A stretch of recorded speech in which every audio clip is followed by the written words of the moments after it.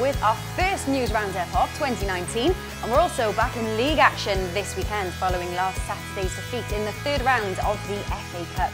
Now, despite the defeat for the first team, last weekend was actually a good one for the rest of our teams, and we'll start by taking a look at the Academy Under-18s who beat Watford 3-2 on the road. A goal for Dan Griffiths and 2 for Sean Spence helped the team retain their lead at the top of the PDL2 South as they saw off a late comeback from the hosts. It was a good start to the new year for the women's team too. They recorded a victory over Llandudno Town ladies at Cardiff International Sports Stadium. A goal each for Danielle Broadhurst and Siobhan Walsh, alongside a hat-trick for Danielle Green and an own goal for the hosts, notched up 6 for the Bluebirds, with the final score ending 6-3. Up next for the women's team is Swansea City away.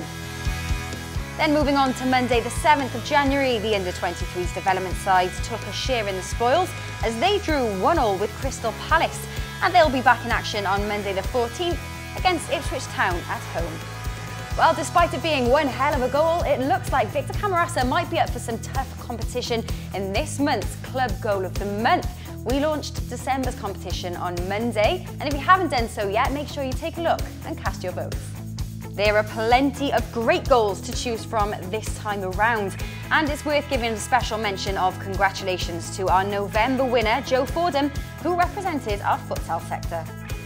And finally for Monday, the first of the outgoing players this January transfer window were announced. First to be announced was Gary Medine, who has joined Sheffield United on loan until the end of the season. And sticking with the transfer news, on Tuesday the club also announced the departure of Lee Tomlin to Peterborough, also on a loan deal, whilst Anthony Pilkington left Cardiff on Thursday, and we wish him the very best of luck at his new club, Wigan Athletic. And finally, at this weekend's game, the annual Foundation Health Day will also be taking place. It will be the 4th event of its kind and will be supported by many local and national health bodies, each with an active presence in the concourses of the stadium throughout the build-up to kick-off.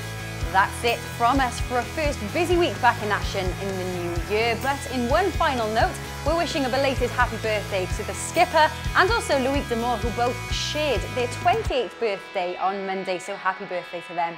Thanks for watching, we'll see you next week.